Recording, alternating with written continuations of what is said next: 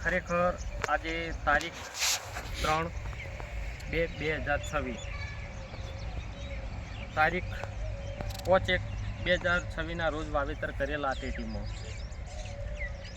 તો ટેટીમાં હું એટલું કહેવા માગું છું કે આ ટેટીની અંદર રાસાયણિક જંતુનાશક કે ડીએપી કે એરિયા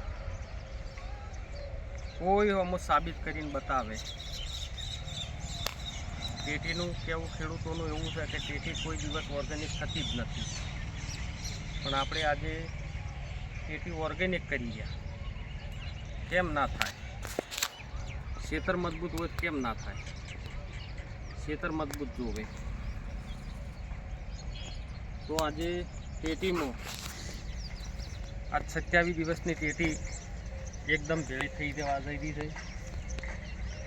નેદવાનું ચાલુ છે, ઉગારો હાથે જ. તો કહેવાનો મિત્રો મારો એ છે કે મજબૂત ખેતર કે બાયોચાર છે, ભૂકી ચા છે, ખાતર છે, વર્મી કમ્પોસ્ટ છે, એ બધું નાખી અને વ્યવસ્થિત બેડ બનાવીને અમે આ કર્યું હતું. તો આજે આ 27 દિવસનું રિઝલ્ટ તમે જોઈ શકો છો કે કોઈ કેમિકલમાં પણ આટલું રિઝલ્ટ નથી હોતું. તો ખેતર મજબૂત, એની ખેતી મજબૂત, મન મજબૂત, એનું મનોબળ મજબૂત. દરેકને વિનંતી કરું છું કે આવી ખેતી કરો, ગાય આધારિત, રાસાયણ મુક્ત. કોઈ દવા ડબલું લેવા જાઓ નહીં, કોઈ એગ્રોમાં જવું જ નથી.